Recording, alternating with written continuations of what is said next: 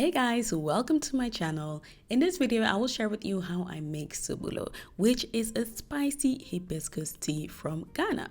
So for this beverage, I used water, cloves, lemons, grains of Selim, peppercorns, ginger, star anise, vanilla, cinnamon, sugar, and hibiscus leaves. I like to start with prepping the ingredients. So here I am cutting the lemon. I also peeled and cut the ginger in small pieces. Here I have my washed hibiscus leaves in a pot and I'm adding the spices.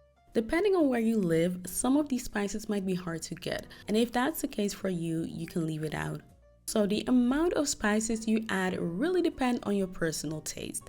I'll put the measurements as a guideline in the description box down below, but if you like your Sobolo to be hot and spicy, feel free to add more peppercorns. But if on the other hand you want a milder version, feel free to add less of the spices.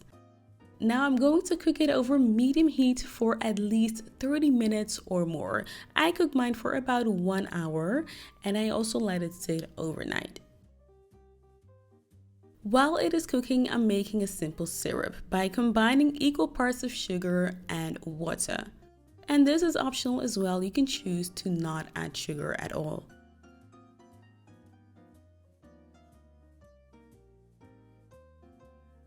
So this is a tea after about 45 minutes, and you can see that it has deepened in color. So this is it the next day, and as you can see, it has gotten even deeper in color. You can see that the ginger and the lemon pieces have taken on the color of the hibiscus leaves.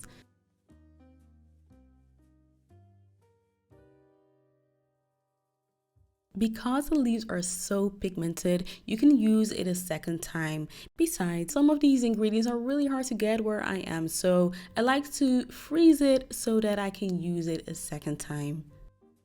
And there you have it. If you like this video, don't forget to like and subscribe for weekly recipe videos. Thanks for watching, guys.